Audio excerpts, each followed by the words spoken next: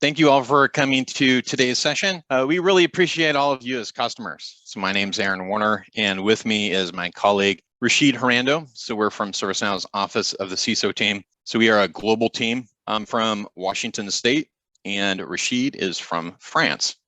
So just to let you know that our team is available to you. We really want to partner with you in your security journey with ServiceNow. So we have our safe harbor notice. This is the don't make purchasing decisions based upon forward-looking statements slide. But here's really what we want you all to walk away from this particular presentation. So you know more about how do you secure your ServiceNow instances. You understand where you are at in your security journey with ServiceNow. And then also you know where to go when you have questions. So you have those resources that are available to you. But first, we want to make sure that we all are speaking the same language. So when I say ServiceNow instance, we all know exactly what that means. So when you log into your ServiceNow production environment over the internet, over TLS 1.2, you're logging into multiple application nodes and a database. Those application nodes, that database, it is specific to that production environment that you're logging into. So say if you have a test and or a development environment, each one of those environments, they have their own application nodes and database as well. In fact, that's what we call an instance. Those instances are stored on physical hardware inside a cage. Those cages are stored in a co-location data center. And not only does that co-location data center provide environmental controls and redundant power, it also provides the physical security for that co-location data center. Those data centers are paired for high availability and they're stored throughout the world. Now, one of the best things about this is that when you own multiple applications from ServiceNow, such as ITOM, SecOps, ITSM, and so forth, it all resides within your instance.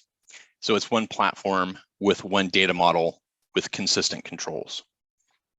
Well, we've developed this presentation into a crawl, walk, run type of approach because we understand that each customer is on their own path with their ServiceNow security journey. And with that, I'm going to pass it over to my colleague, Rashid, who's going to talk about the crawl step in the security journey. Hi, thank you, Aaron. And as Aaron just presented, instant security is an important responsibility that requires careful attention. So we know that security is not a one-size-fits-all. And one key factor in maintaining a secure instance is having access to reliable and up-to-date information. And that's why we have put in place resources at your disposal, depending on where you are in your journey. Are you looking to evaluate ServiceNow? Are you becoming a customer? Are you a partner? And we have put at your disposal repositories here. Some of them require you to be authenticated, which is we'll have to sign an NDA. This is through the Trust Center. You see here in the middle. Once you are a customer, you will have access to the Trust Center, and you will have to gain an additional access to get access to what we call the core portal, where additional information on how we do security internally at ServiceNow, including our third-party certification and audit reports. So we committed for total transparency at ServiceNow. That's why we are put at your disposal, like I said before, a full repository of documentation regarding ServiceNow internal standard operating procedure, like I said, the third-party audit reports, totally available for our customers. Our data center certification, Aaron presented how we work in terms of co-location. We also make available for you those third-party certification. And we understand that we may have many questions about how we do security at ServiceNow. That's why we have compiled more than 1,600 lists of question and answers already filled up by our team at your disposal. And if you have to take back one slide out of this presentation, that will be the one. This is the central repository and location to help you navigate how to secure, what are the ServiceNow best practices in terms of security. This is the central location for you where we're going to gather, and it is important to mention, regularly. And as you know, security is evolving every day, and we put a big effort to maintain this up to date for you. And not only at the beginning of your implementation, but we will recommend you to look at this best practice guide, which include also hardening recommendation regularly. This is very important. As a security professional, this is the best recommendation I will put here, is to regularly review your security settings. So that's the location of the best practices. You will get the link. And yes, ServiceNow is a software as a service. So like any software, we need you to keep up with the patch and upgrade. And there is a monthly security patch program we want you to look at and make sure you don't skip security patches. So we will recommend you to follow our patching program and make sure your instance is with the latest patch release in terms of security. And allow me to take the opportunity here to remind you to make sure to update the security contact in the Now Support portal. This is a contact we will reach out if any suspicious activity is going on against your instance. So it's important that you have people or organization or group or teams that can be contacted 24/7. Yes, we recommend you to put at least 2 contacts. Of course, a mailing list is recommended here. So just reminding here to people to make sure you have the right security contact here. And please do not put the same contact as the admin, but really to put the contact of your security team that will be contacted if any suspicious or security breach or issue is happening against your instance. I think it's up to you, Aaron, now. All right, thanks, Rashid. So in the crawl step of the security journey, now you're patching, you're upgrading, you're familiar with the resources that are available to you. So we're going to build on that step by going a little deeper as we start walking down the security journey path to understand, well, who's responsible for what? And then I'll also highlight some of the newer options that are available to you as well. So the first item that we have here is the shared security responsibility model. This chart was actually screen captured out of a PDF, and we'll provide you a link to that PDF as well. But that PDF will allow you to go into each one of these areas of responsibility to drill in deeper and get a more understanding of what those details are. But what I want you to walk away from this particular slide is that we have a partnership in keeping your instance secure. We can see that partnership with all these dots. And we can also see that not only does ServiceNow partner with you as the customer, but we also partner with the co-location data center provider for these 2 areas. We can also see where ServiceNow also partners with the customer in these particular areas. Then you as the customer have certain areas of responsibility, and then also ServiceNow does as well. And the reason why we're doing this is we want to help reduce common security risks. We also want to understand roles in meeting compliance to industry standards such as ISO 27001, legal regulations such as GDPR, and then also privacy concerns. Also, one of the best things about this is that good security hygiene also helps with keeping your instance available. The Instance Security Center, this was the Gen 1 version, so Generation 1. We now have a newer version, so Gen 2, it's been built from the ground up to be more intuitive, easier to use. Vancouver and the releases after that, it's going to come with the instance. It's really comprised of these 4 areas, so hardening, the scanner, metrics, and learning. So for hardening, this is where it has platform security settings, also gives you a score. It allows you as a customer to make risk-based decision based upon that particular setting. So for example, there's an SNC access control plugin. That plugin will block ServiceNow support personnel from accessing your instance without you authorizing them. So there's a trade-off there, right? So say if you have a problem, you have the SNC access control plugin enabled, but you're kind of not very timely in adding in the email address of the support personnel that's going to help you out. There's obviously going to be some delay there, right? So you have to make that decision on if you want to enable that or not. So on the scanner piece, the scanner is looking for common application configuration items. It also allows you to customize those checks as well. So say you could be looking for certain ACL configurations. So for metrics, this is to monitor for suspicious activities. And then also it allows you to run reports. So reports like, hey, show me some stale users.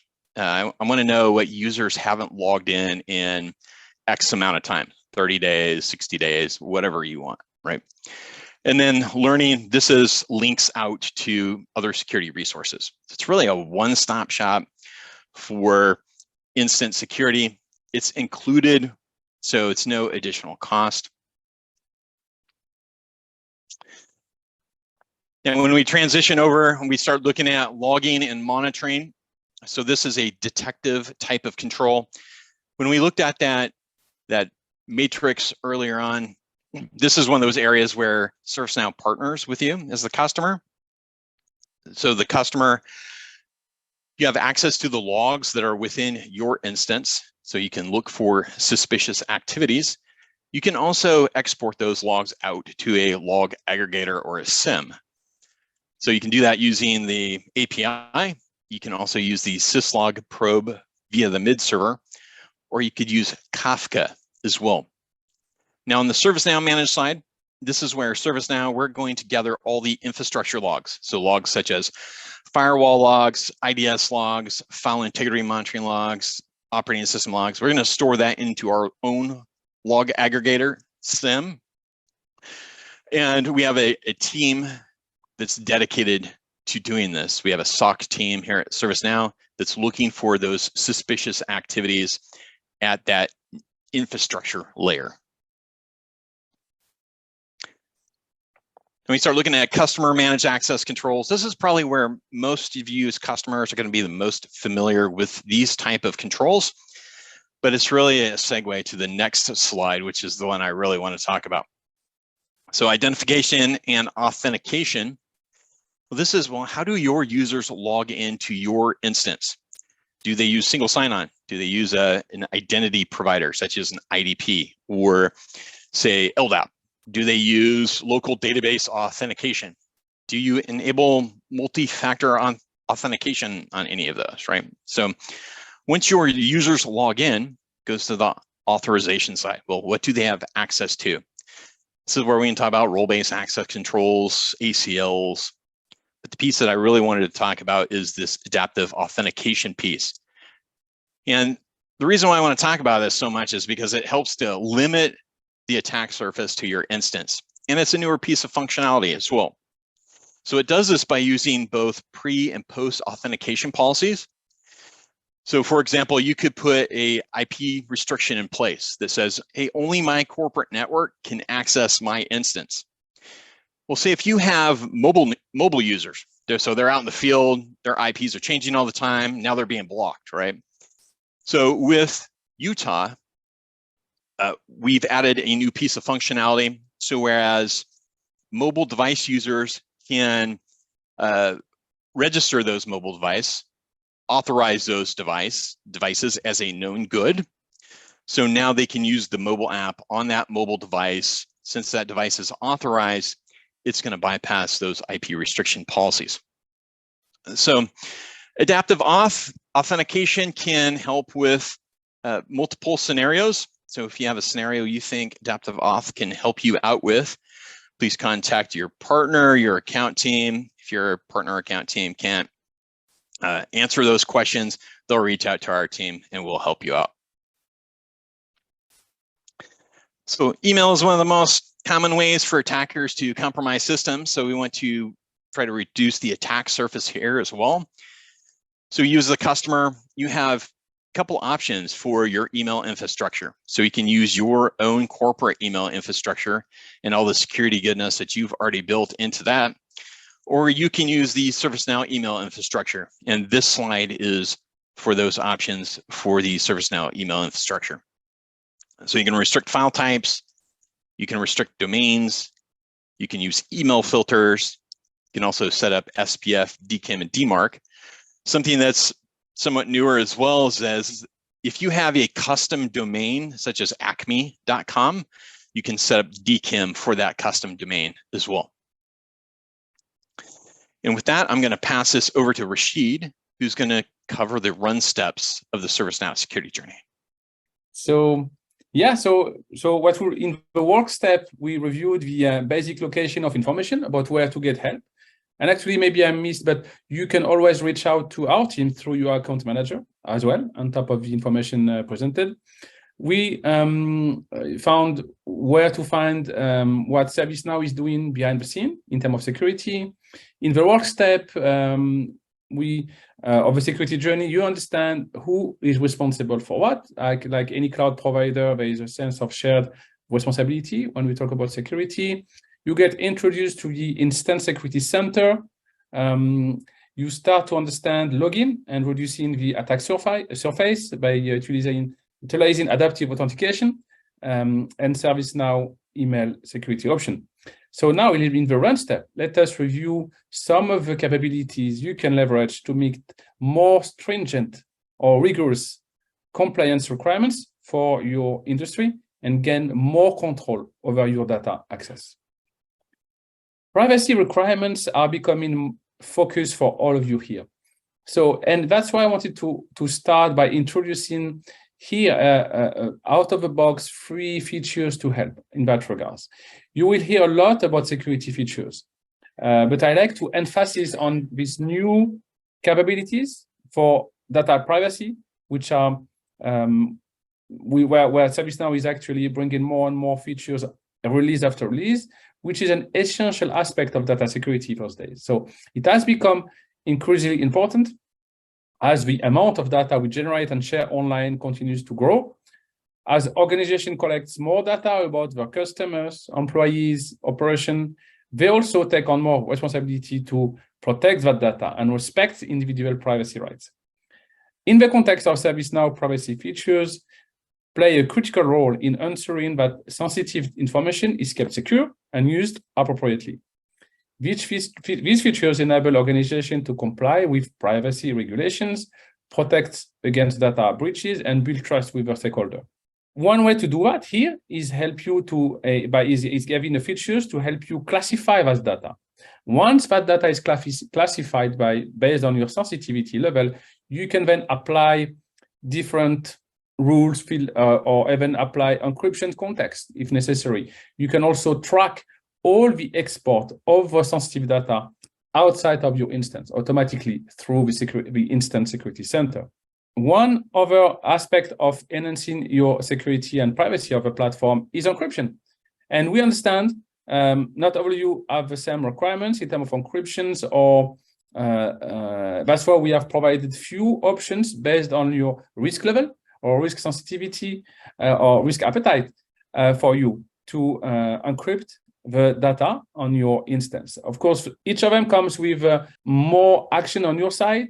Some of them come, when you get them by default, all the database will be encrypted and you have nothing to do. Some of them option we have requires you to actually go and decide of the different policies to encrypt and decrypt your specific field. I invite you to look at our documentation on encryptions for more details, but you have to know it's by default there are no encryption except in the backup, and that's why if you require encryptions for your organization, look at the different encryption options we have and choose the right one for your needs. One key aspect around encryption I like to present here is the options to give you absolute control of your data in the cloud. That option, yes, allows you to, as you upload your own key, we will use your own key to encrypt your data.